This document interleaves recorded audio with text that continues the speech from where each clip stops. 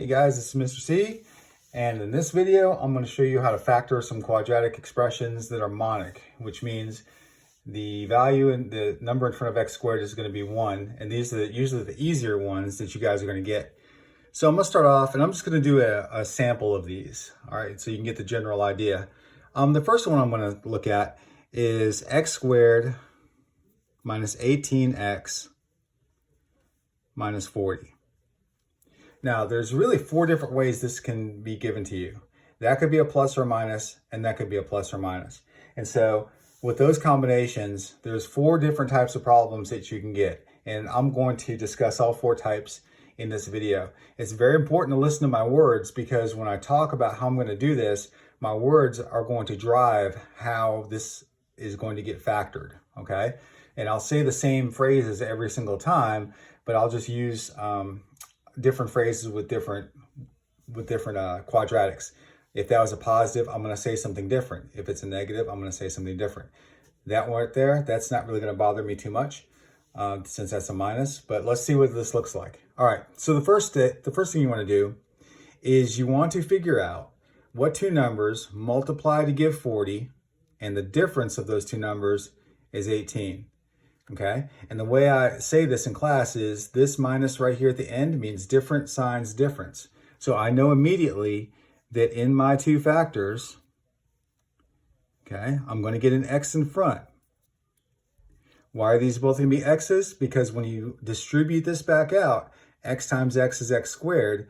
And so I know that that's just to be a plain x, and that just has to be a plain x. But now the problem is, what 2 numbers, I have to think about it, what 2 numbers multiply to give 40 and the difference is 18? Now 40 is a number that has a lot of different factors, like 2 and 20, 1 and 40, right? 8 times 5 is 40. There's a bunch of different ways to do it, 10 times 4. But which of those combinations would give you 18? You might have to write them all out. If you can think about it immediately, then that makes your life a lot easier. So if you know your times tables and you're good at that, then your job is going to be a lot simpler. But let's take a look at 40. What 2 numbers multiply to give 40 and the difference is 18? What about 2 and 20? Well, the difference between 2 and 20 is definitely 18. And so I know now that it's going to be 2 and 20. However, I could have listed them all out. I could have said 1 and 40. I could have said 2 and 20. And right there I could stop, because I already know that the difference of those 2 numbers is 18. I could keep going. I could do 4 and 10, right?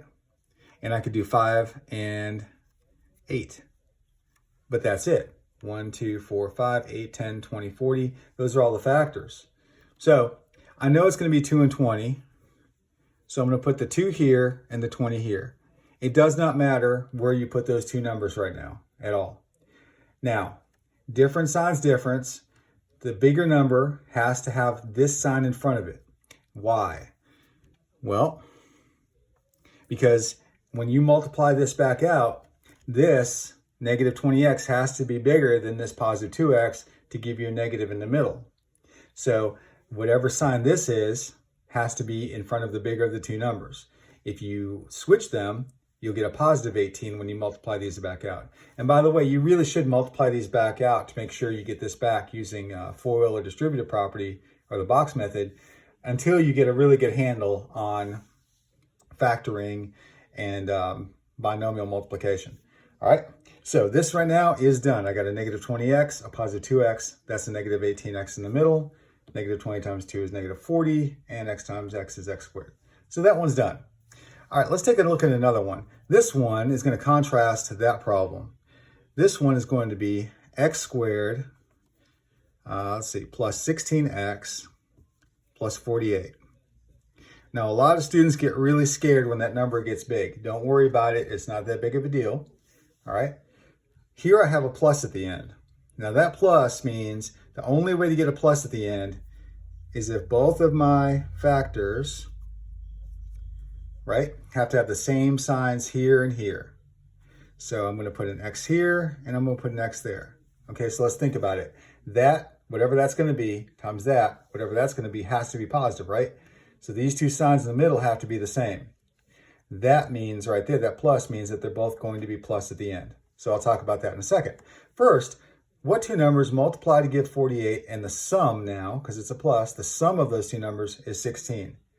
And so you thinking about it, 48 has a lot of different ways you can do it. You know, you could do 2 and 24, 1 and 48. Eventually, you could do 6 times 8. Eventually, you're going to wind up with 12 and 4. 12 times 4 is 48, and 12 plus 4 is 16. So I'm going to put the 12 here, and I'm going to put the 4 right there.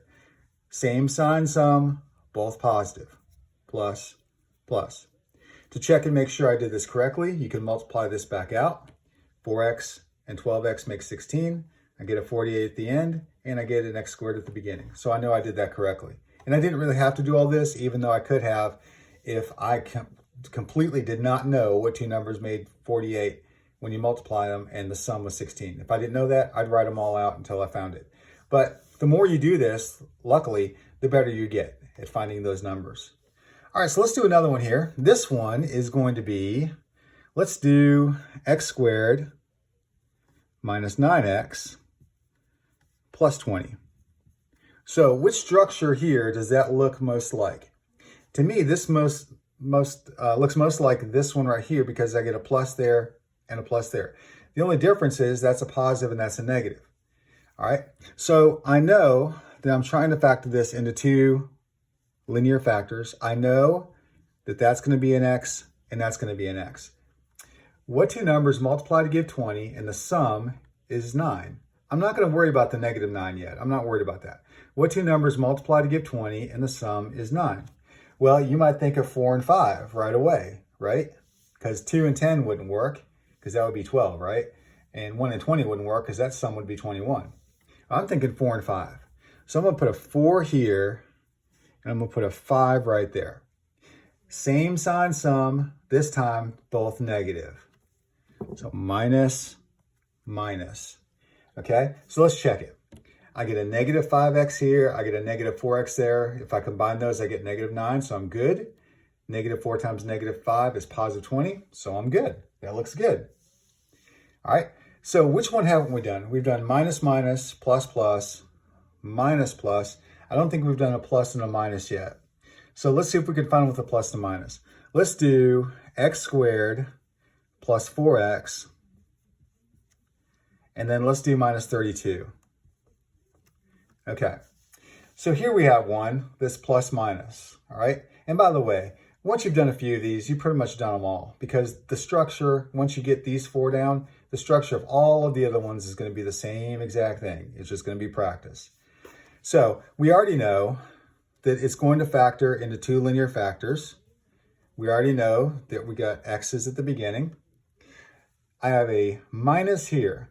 What two numbers multiply to give 32 and the difference is 4? And so we think about that. What two numbers could be, when you multiply them, could be 32? Well, you got what, 8 times 4? Would 8 and 4 work? Is the difference of 8 and 4 4? Well, it happens to be. So let's put an 8 here, and let's put a 4 there. Now, different signs difference. The plus goes in front of the bigger one, just like we did here, except that was a minus, right? This one's a plus. The plus has got to go in front of the bigger one, because when you distribute all of this out, this guy has to overcome the other one for the result to be positive, which means the other one's going to be a minus. So let's take a look at the structure of some of these. These two are similar because they have different signs, right?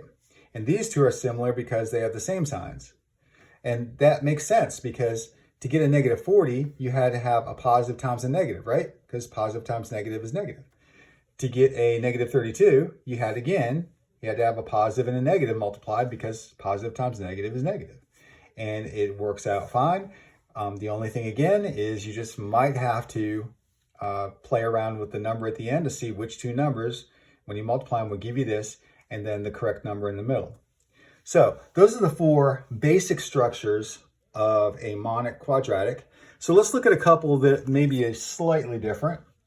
Let's take a look at, let's say this one right here. Let's do x squared plus 6x. Well, this time we don't have a constant over here, do we? All right, so now I'm struggling. Like, what would it be though? Well, if I think about it, these two terms have an x in it. So I can factor the x out immediately. When I factor that x out, it's going to leave something left. So if you take an x out of x squared, not by subtraction, but by division, if you take an x out of x squared, that's going to leave 1x left. If you take an x out of 6x, that's going to leave it positive 6. And there's your factorization right there. Students struggle with these, I've noticed, way more than any of the other ones, because when you don't have that constant there, they just don't know how to handle that. All right, but that's all you have to do. And this would actually be classified as factoring by the GCF, the greatest common factor. All right, so let's take a look at a couple more.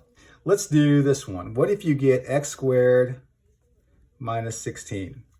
Now this time we don't have an x term in the middle here, but that's no big deal. These are the most common ones by far that you will see on the ACT, the SAT, in your Algebra 2 classes, Algebra 1, because these are very easy to factor. This is called a difference of squares. X squared is a square and 16 is 4 squared. Well, here's how you do it. It's going to factor into two factors like this. They're going to have an x in front. If the x term is missing, and if that's a perfect square, and if that's a minus right here, then these two slots right here are going to be the square root of that number. 4 and 4. That's what the structure is going to look like. The two signs, again, you have to get a negative 16 at the end. So you force it to be positive and negative. So now my question usually is, can you take these two factors and can you switch them? Is this okay? X minus 4 and x plus 4. Because I have had students think that they're wrong because they write it like that. Is that okay? Certainly, this is fine, because the commutative property of multiplication says that you can take these factors and you can switch places with them and you still get the same product, right? So that is good. So we don't need to know if that is going to work or not. We know it's going to work because of that commutative property. All right, that's the difference of squares. Let's do another one of those just to kind of consolidate that. Let's do x squared. Let's do plus 64. Now, when you get something like this, and in Algebra 1 and below, all right, this right here is not going to be able to be factored. You can't factor that because the problem is that's a plus right there. And unless you know something about complex numbers, which more than likely you don't, unless you're in Algebra 2, you can't factor this right here with real numbers. So this isn't going to work. I'm going to change that to a minus so it will work. All right. So now let's go ahead and let's put our two factors down. X. Now, what numbers would go here and here? What do you think? I know a lot of students that would put a 64 there and a 1 right there every time, but clearly that's not going to give you this back, because then you would get a term in the middle, right?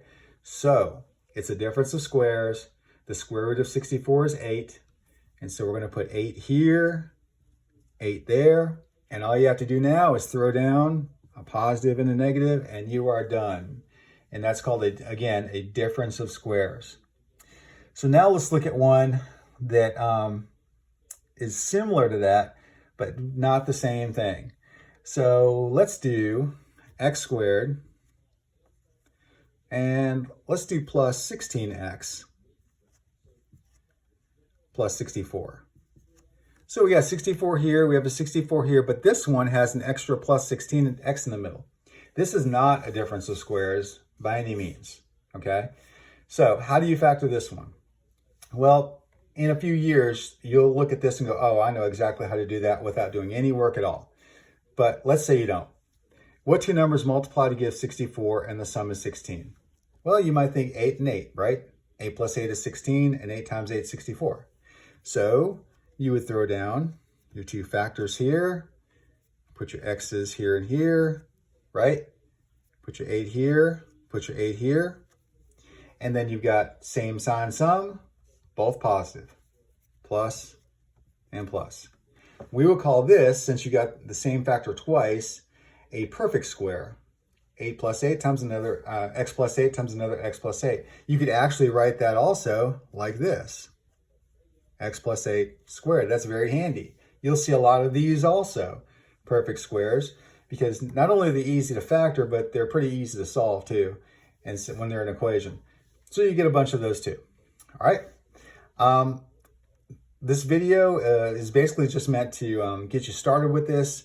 You can play it back and look at and review some of the ones I did, but almost every one of these that you're going to get that's monic, 1x squared, 1x squared, is going to behave like this, or it's going to behave like the previous whiteboard. All right. So guys, hope this helps. Remember to like and share, and we will see you later. Bye.